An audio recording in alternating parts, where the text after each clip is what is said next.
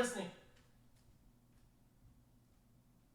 Be careful, editors. This might fit under child endangerment. Monk, all of you xQcL.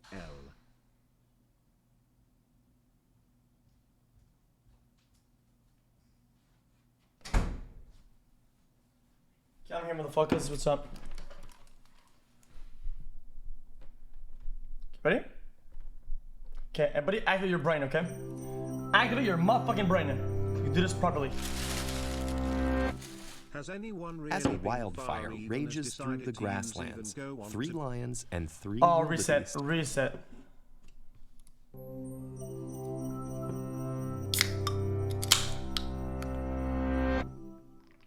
As a wildfire rages through the grasslands, 3 lions and 3 wildebeest flee for their lives.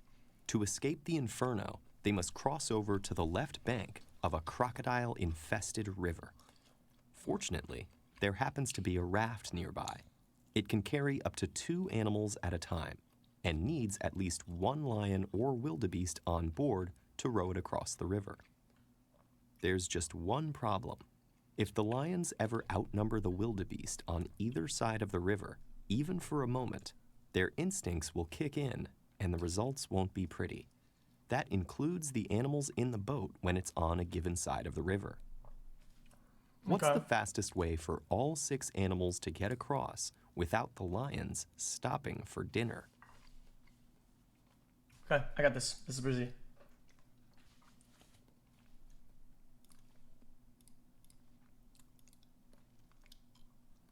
Okay. 1, 2, 3, lion. What else we have? What was it? And what else? What else was it? Wildebeest. Okay.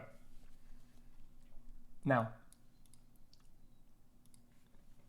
the raft needs at least 1 animal to paddle across the river. So the raft comes back on its own.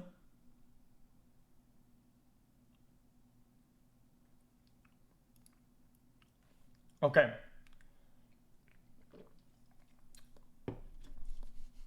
How many animals total can you put on it? 2 total. It's easy. You put a wildebeest on it, and you make him go wow wow wow wow wow wow wow wow wow wow wow wow wow. The whole deal. Oh no. A lion does that. Okay. I'm just gonna go through it. Okay. If on any sides, lions are bigger than GG, then dead. Right? On either side or on the boat. Right? Good. Okay. That's good. That's good. That's good. Now then.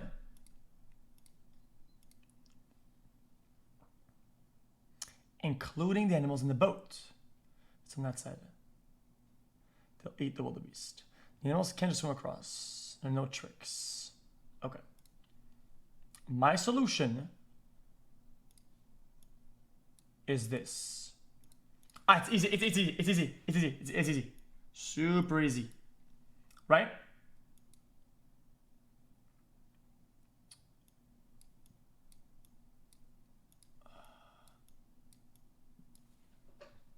Right? A lion always has to be on it. Right? So first strip 2 lions. And he dumps that fucker across. Bang.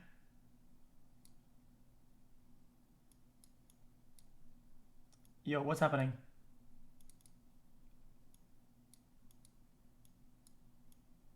Boom. Okay? Then he comes back. Then he picks up a wildebeest. Bang. Then comes back, picks up a wildebeest now. Bang. Then comes back, picks up a lion. Bang. Comes back, picks up the wildebeest. Boom, motherfucker. Easy!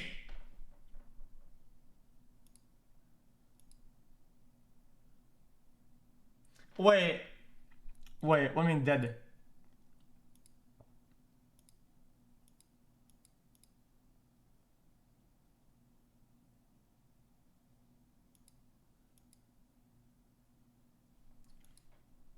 What do you mean dead, bitch?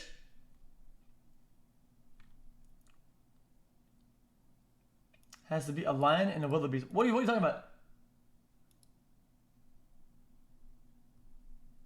Are you retarded?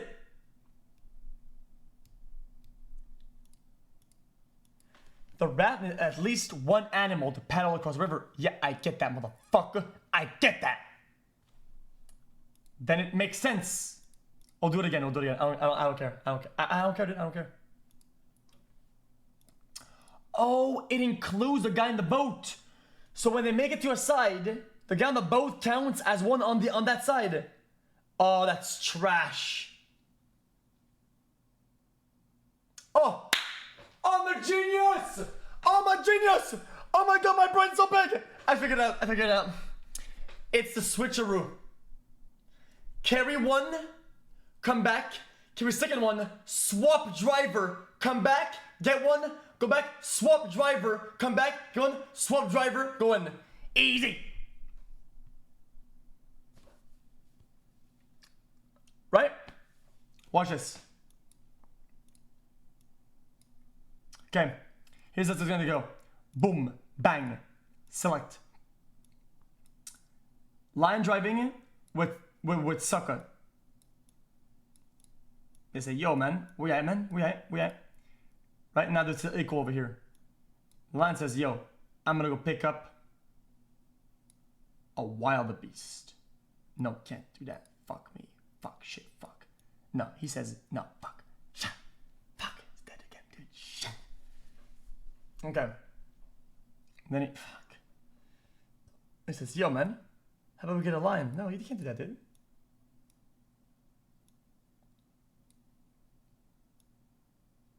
Oh, no. Then a wildebeest comes back.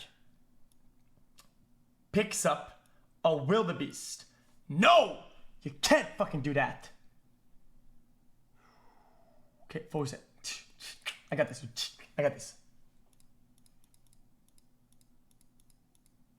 Dude, I got this, dude. Lion is driving the boat with a wildebeest. We're all good. He says, fuck it, dude. Bye. Comes back.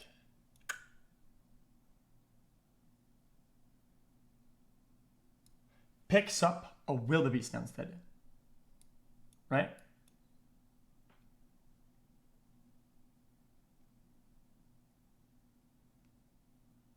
No! I figured it out! The lion comes back, gets off the boat, then the two beasts pick up the boat. Bang! Yeah, baby, yeah!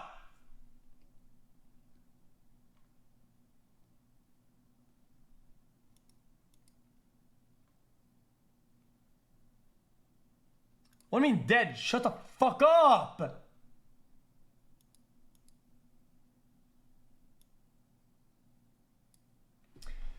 No, he comes back. Now it's 3-2. Fuck me. So now they're outnumbered.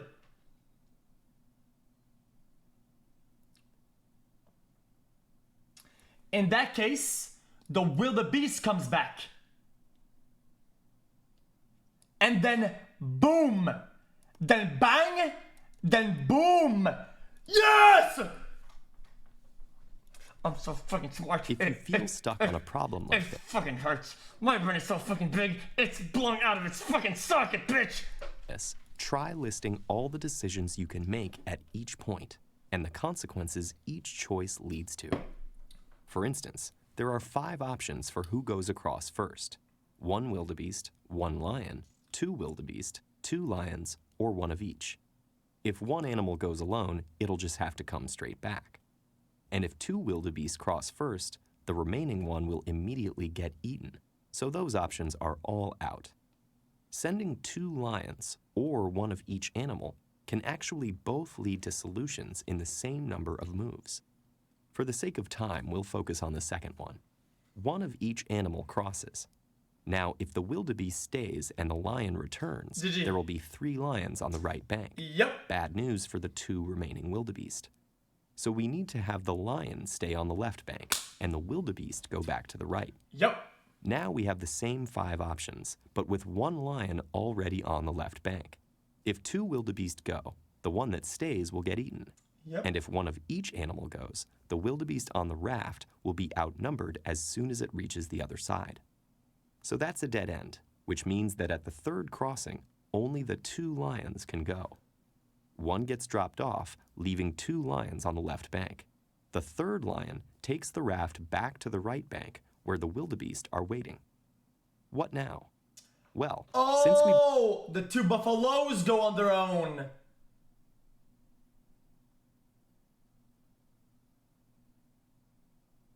Nah, still wrong, because now they have to leave 1 behind. And buffalo will die. Got 2 lions waiting on the left bank. The only option is for 2 wildebeest to cross. Next, there's no sense in 2 wildebeest going back, since that just reverses the last step. And if 2 lions go back, they'll outnumber the wildebeest on the right bank. So 1 lion and 1 wildebeest take the raft back, leaving us with 1 of each animal on the left bank, and 2 of each on the right. Again, there's no point in sending the lion-wildebeest pair back, so the next trip should be either a pair of lions or a pair of wildebeest. If the lions go, they'd eat the wildebeest on the left, so they stay, and the 2 wildebeest cross instead. Now we're quite close, because the wildebeest are all where they need to be. Send with the safety lion. in numbers. Send the lion. All that's left is for that 1 lion to raft back and bring his fellow lions over. I had it. I am so smart, it cripples my life. 1 by 1. To be so fucking that intricate, makes dude. 11 trips total. The smallest number needed to get everyone across safely. It hurts, dude. The solution that involves sending both lions on the first step works similarly, and also takes 11 crossings. The 6 animals escape unharmed from the fire just in time, and begin their new lives across the river. Of course, now that the danger's passed, it remains to be seen how long their unlikely alliance will last. Guys, when I go around, dude, in social events, it is usually an absolute burden to be that fucking smart. We'll do one more.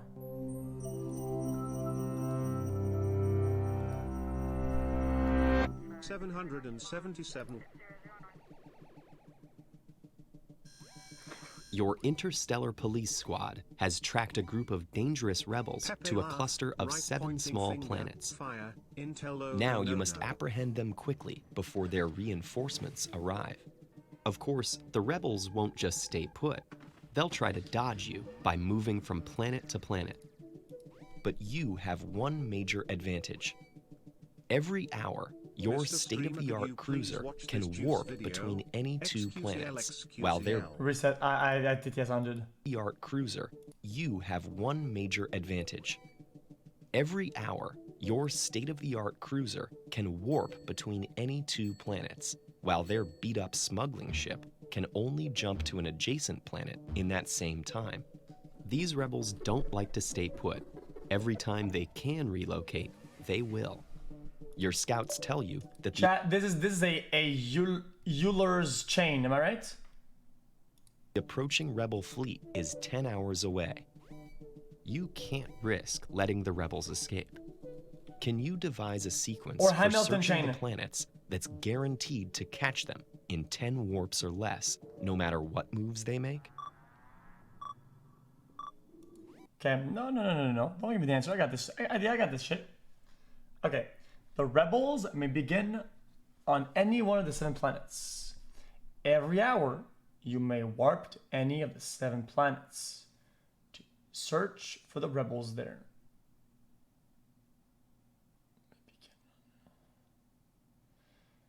Starting after your first search, the rebels must move every hour to a planet adjacent to their current location.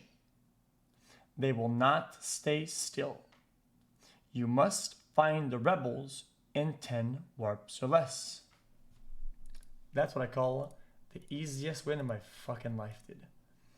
The planets go like so, right? 1, 2, 3, 4, 5, 6, 7. Am I correct?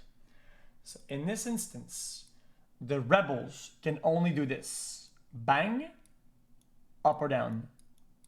Bang, up or down. Bang, up or down. And bang, up or down. Bang, up or down. And bang, up or down. That is the only thing they can do, right? Because they're adjacent. Correct. Except us.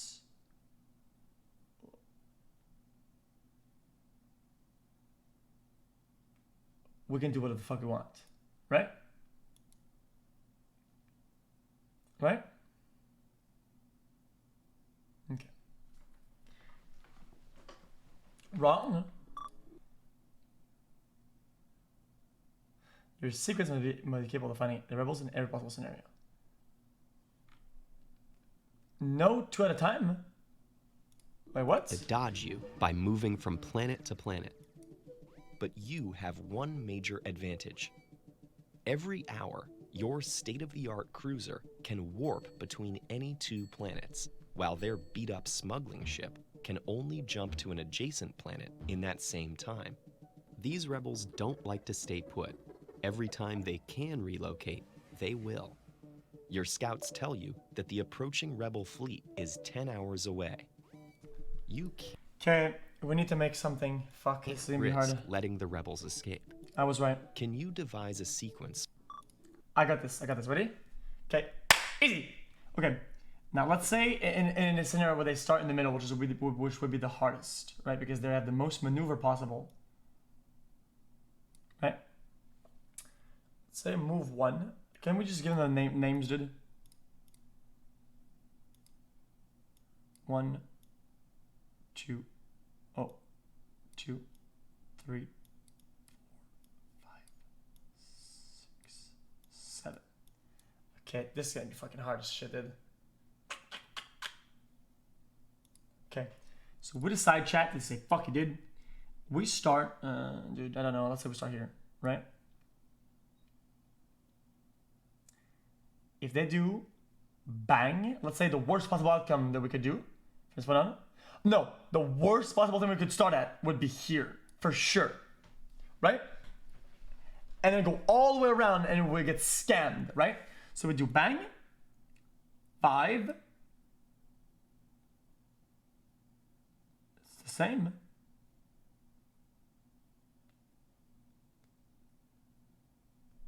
Boom, bang, and then they would go bing, bang. Now 2 more. Bing, bing. Yeah, I can move anywhere, I know. So do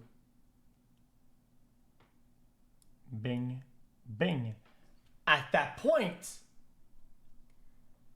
guys, they can troll me, right? They can go bang, bang, bang, bang, bang, bang, bang, bang, bang, bang, bang, bang, bang, bang, like that, right?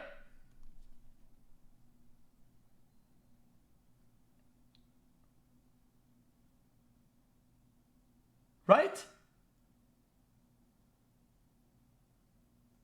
Right? Now I'm at 4 now. And then I could do pow, pow, bang. 3 more. Did bang, bang, bang, bang. No, it's impossible. You have to do, guys, you have to do the fucking, the branches and shit, right? Has to be 2? What do you mean it has to be 2?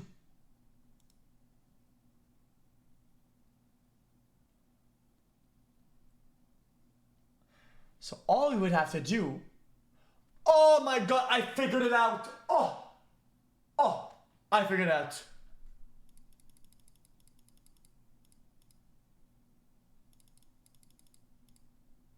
Okay, all we would have to do is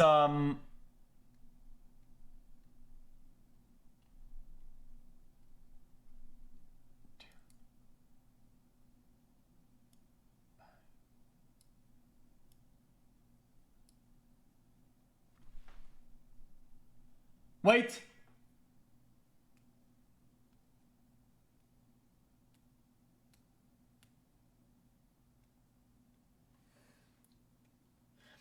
Because all you have to do is make sure that they can't bounce back and forth, right?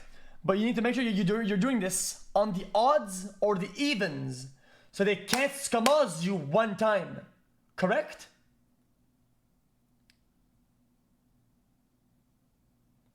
What I said, it makes sense, right? Because if they go bang bang all the time, you can miss them, right? If they are playing on the odds and you're playing on the evens. So then you have to make, a rotate that fixes that. So you would do bang, bang, bing, bang. And now they're stuck.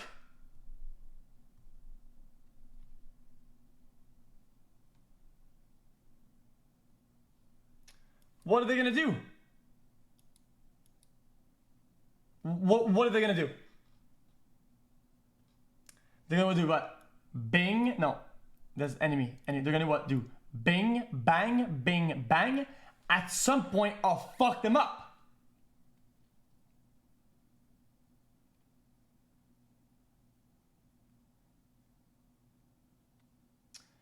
It doesn't matter if I don't cover all of them. It's irrelevant. There is no reason at any given point that they should ever go on this, or that. Why? Because then they have to move back and forth between this and that, right? And I am bound to scam them at some point.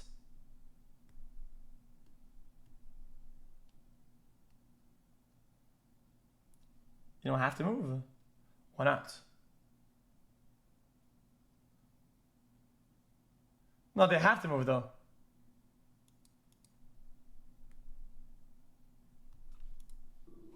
Rounding up the rebels won't be easy. For one, you have no way of knowing which planet they're on to begin with. And without that information, it's hard to determine where they'll move next. So where do you begin? When tackling problems of this kind, it often helps to simplify things, so you can better move to one, stay there. Move to the one, move to the one, stay there. Move one, stay there. Move one, stay there. Understand their dynamics. Let's imagine that this cluster has the same arrangement, but no outermost planets, leaving only the 4 in the center. We still don't know which planet the rebels start on, but there's one key feature. The 3rd planet is adjacent to all others, which means the rebels either start there and move somewhere else, or start on one of the other planets and have no choice but to move to planet 3. Simply checking planet number 3 twice in a row would do the trick. Adding the 3 outer planets adds a bit more complexity, but the same strategy remains. We want to check the planets in an order that will eventually corner the rebels. And there's another insight that can help us. Each hour, the rebels move from an even-numbered planet to an odd-numbered planet, or vice versa. This gives us a way to simplify the problem by dividing the planets into 2 subsets and tackling each one separately.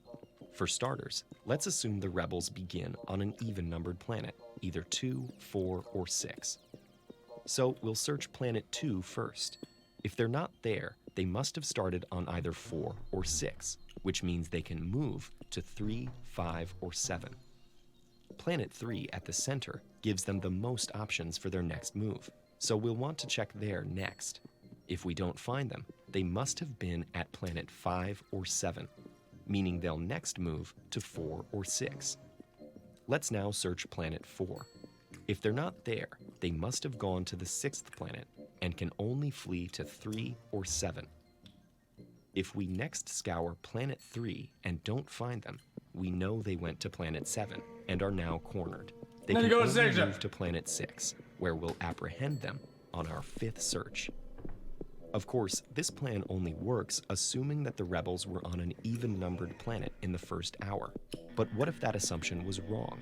In that case, they must have started on an odd-numbered planet. And because they move to an adjacent planet every hour, their location must alternate between odd and even-numbered planets. Yep. This means that if they were on an odd-numbered planet to start, after 5 moves, they'd be on an even-numbered planet. So if our first 5 searches missed them because our assumption that they started on an even-numbered planet was wrong, all we have to do now is repeat the sequence. Searching the planets in order 2, 3, 4, 3. Even if they went left side, they're gonna go to. They have to go to 3. 3, 4, 3, 6 leaves the rebels nowhere to run. Thanks to your deductive reasoning, order is restored to the galaxy. Wait, I didn't have it. Your friends Harry, Ron, and Hermione are big film buffs. Hermione even knows how many times Harry and Ron have seen Titanic. She sends the group a text letting Ron and Harry know that they've each seen Titanic and that one of them has seen it one more time than the other. Harry and Ron respond with the following flurry of texts. Did you watch Titanic more than I did? I have no idea. Me neither. Do you know now? Yes, indeed. Really? Then so do I. So here's the question for you. What's the sum of the possible number of times that Ron... Fuck you.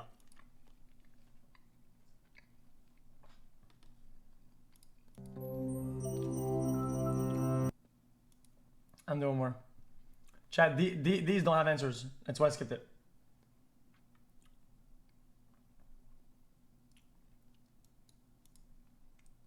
Hold up. I want to see one with a lot of views because they're usually better.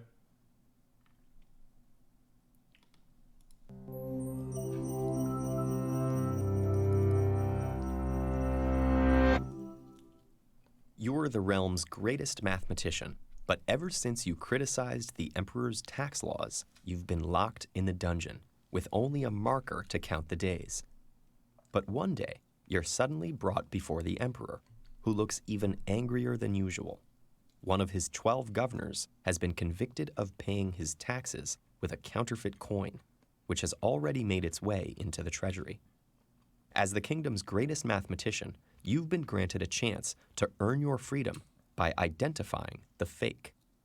Before you are the 12 identical-looking coins and a balance scale. You know that the false coin will be very slightly lighter or heavier than the rest. But the Emperor's not a patient man. You may only use the scale 3 times before you'll be thrown back into the dungeon. You look around for anything else you can use, but there's nothing in the room. Just the coins, the scale, and your trusty marker.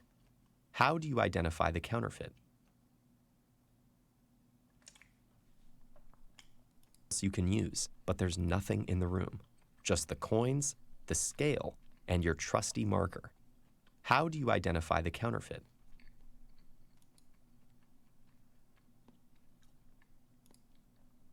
How many coins are there total? 12?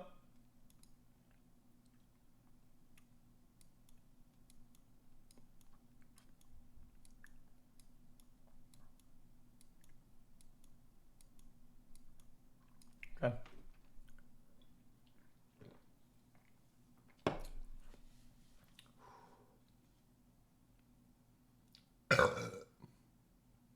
Okay. First things first.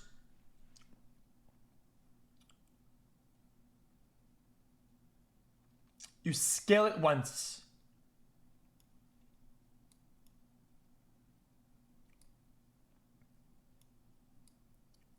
Six. Then you see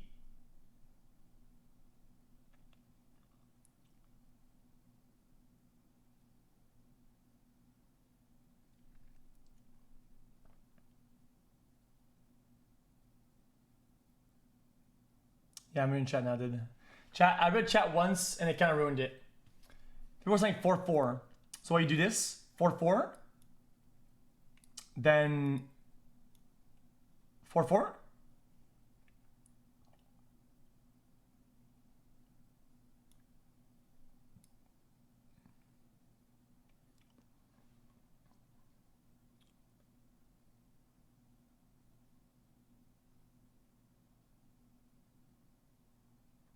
I had it right. 6-6-3-3-1-1. I had it. I was right. That was easy, dude. I popped off. Obviously, you can't weigh each coin against all of the others.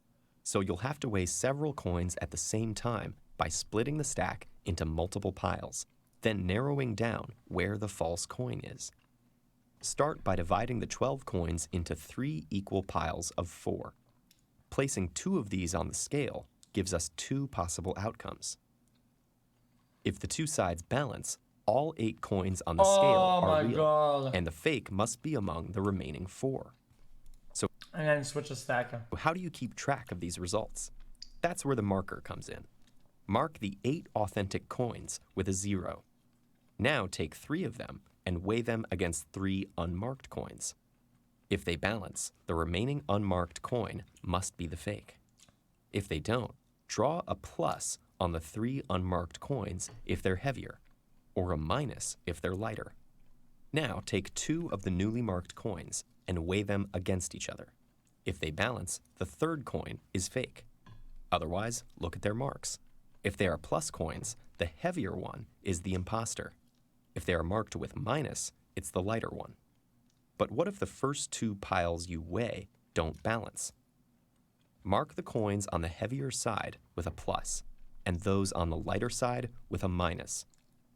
You can also mark the remaining 4 coins with zeros, since you know the fake one is already somewhere on the scale. Now you'll need to think strategically, so you can remove all remaining ambiguity in just 2 more weighings. To do this, you'll need to reassemble the piles.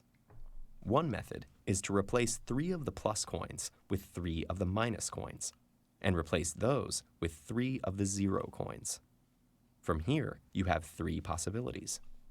If the previously heavier side of the scale is still heavier, that means either the remaining plus coin on that side is actually the heavier one, or the remaining minus coin on the lighter side is actually the lighter one.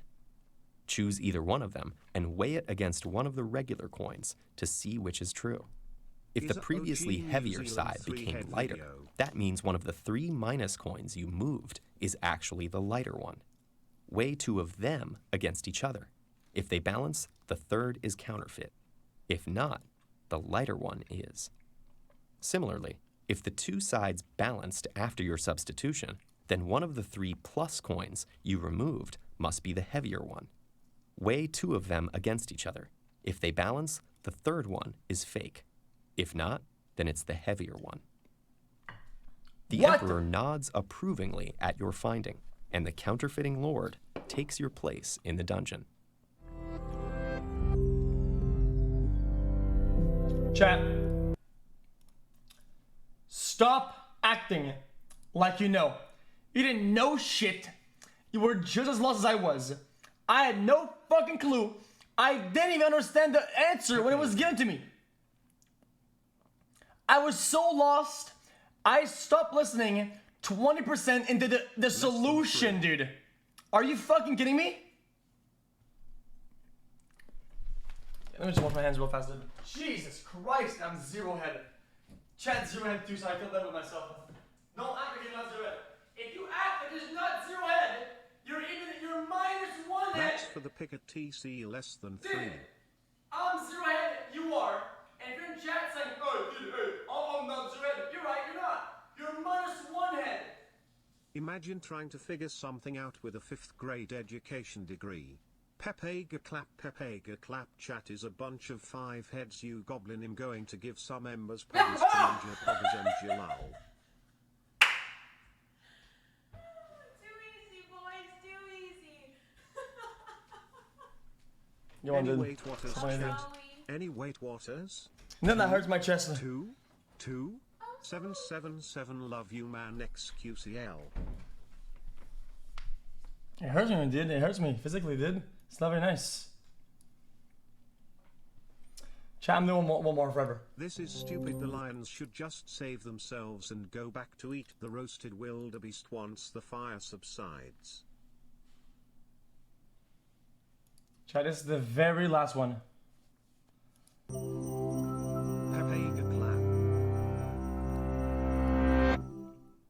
Professor Fukano, the famous eccentric scientist and adventurer, has embarked on a new challenge, flying around the world non-stop in a plane of his own design. This is impossible. Able to travel consistently at the incredible speed of 1 degree longitude around the equator per minute, the plane would take 6 hours to circle the world.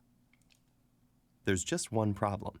The plane can only hold 180 kiloliters of fuel, only enough for exactly half the journey. Let's be honest. The professor probably could have designed the plane to hold more fuel, but where's the fun in that? Instead, he's devised a slightly more elaborate solution, building 3 identical planes for the mission. In addition to their speed, the professors equipped them with a few other incredible features. Each of the planes can turn on a dime and instantly transfer any amount of its fuel to any of the others in midair without slowing down, provided they're next to each other. The professor will pilot the first plane, while his 2 assistants Fugori and Orokana will pilot each of the others. However, only one airport, located on the equator, has granted permission for the experiment, making it the starting point, the finish line, and the only spot where the planes can land, take off, or refuel on the ground. How should the 3 planes coordinate so the professor can fly continuously for the whole trip and achieve his dream? Okay, I don't. Fuck, please. Okay, I have it. I can see it. Fast. Draw fast. Wang. Zoom. Drr, bam, ba, na.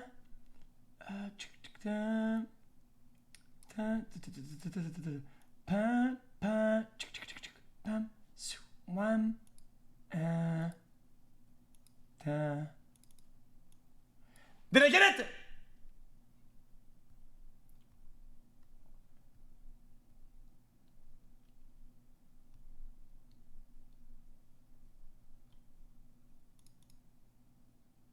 This is actually correct, right? Okay, so Mr. Fucko, what the fuck? Okay, can only do half. So this is fuck it. Does half on his fuel, right? Then the 2 other bitches can refuel, right? So he says, yo, dude, listen, man.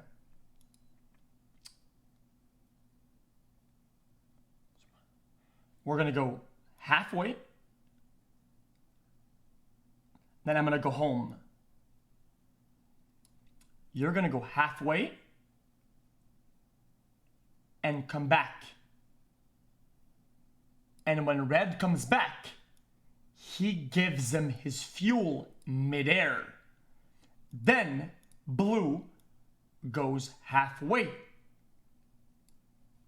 Then Red goes back home. Half the fuel anyway. Then back again over here. Blue comes back, picks up the fuel. Then goes middle again. Red goes back. Bang, bang, doom, pow, bing, bang, Red again.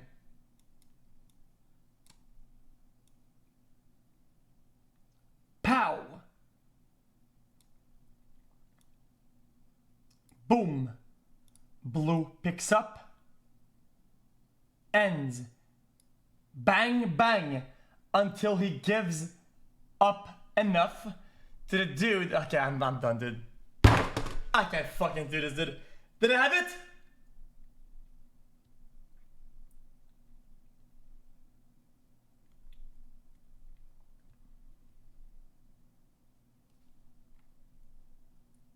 Holy shit, Pog you? Nah, this is it. This is gotta be it, dude. Okay, let's give it values. Let's give it values, okay? Let's say this is 1. This is 1. Right? Let's simulate. Let's simulate. Plane 1 does 0.5. Right? Now he has 0.5 to come back, right? So he can manage to fuck around. So he fucks around until he gets to 0.25. Wait, why would he? No, he doesn't have to. He can just fuck around and wait here. Anyway, I guess I'm simulating, okay? I'm simulating. At 0.5. Then third dude, or the girl, I'll meet him halfway. Fuck it. So she has 1 fuel, goes in at 1 fuel. Bang. Gives him 0.5. This guy with 0.5 can now go to, I guess you could say, to 0.75. 0.75. Right?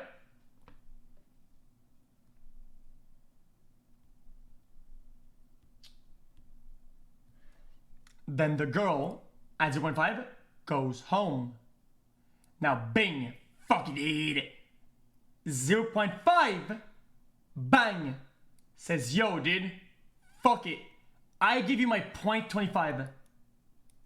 And with that, he gets 100. And now they both meet in the middle, and they're both out of fuel. She can't go home, he can't, and the other can't, and we're all fucking dead! Because who wants to do this shit anyway?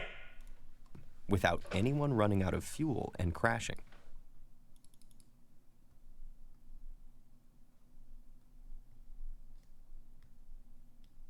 According to the professor's calculations, they should be able to pull it off. Wait, hold up. There's 2 equators? Only one airport, located on the equator, has granted permission for the experiment, making it the starting point, the finish line, and the only... Chat, dude, I feel like I was close. Was I not? What if he goes back with her, though? What if he goes back with her?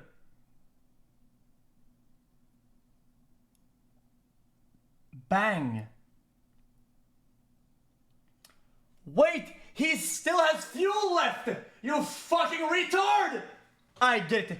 He still has fuel left.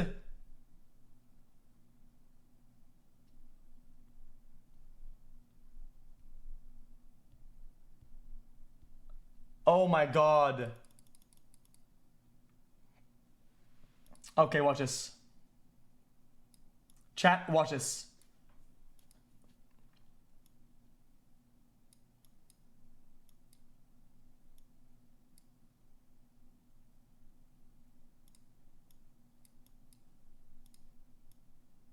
Okay.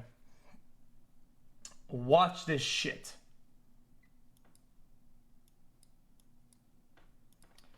First dude, bang, there's 0.5 and then 0.25.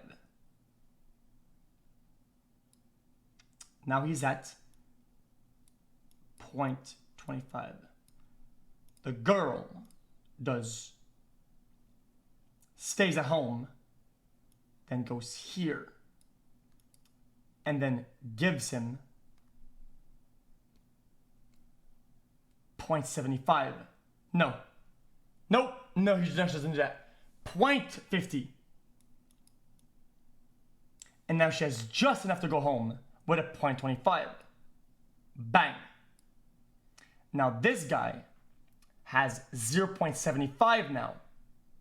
So now he can do another plus 25 and then she goes bang Meets him there.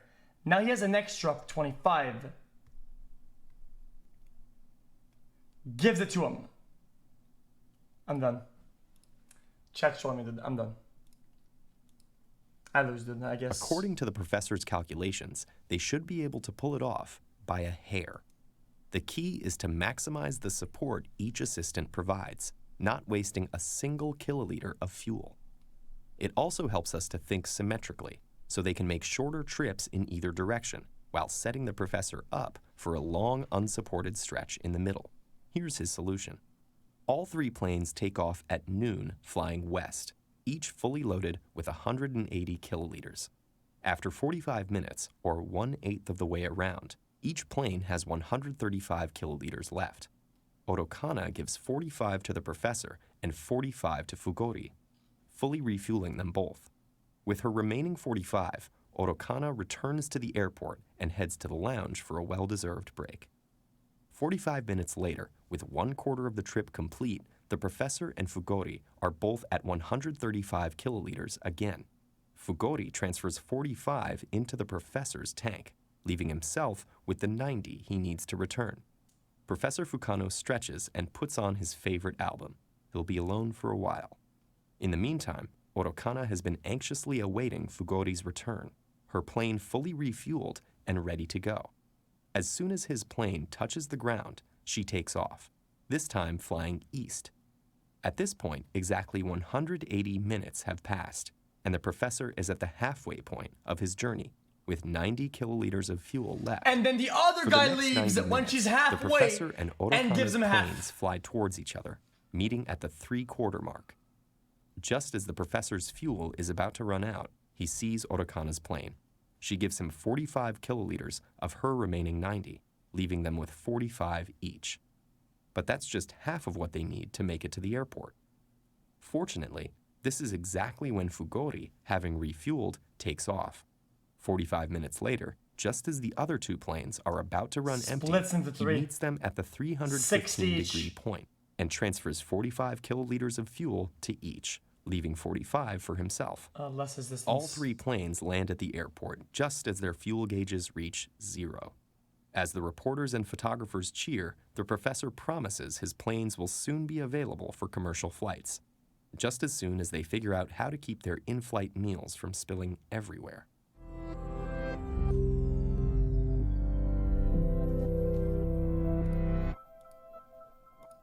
Okay. Chat. Riddles. Guys, the only thing, dude, is that you have to do the math, okay? When I do riddles, dude, I like the riddle part of the riddle, but not the mathematical part, because then I have to stop and start calculating everything, xQcOW, and it's I not love as you, fun. Magnificent man. That is mathematics.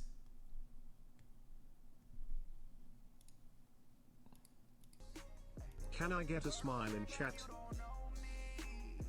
Right?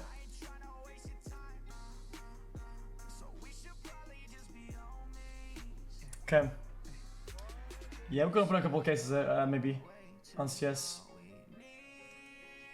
Maybe we've been doing it too long, I think. Fire? Dude, I want.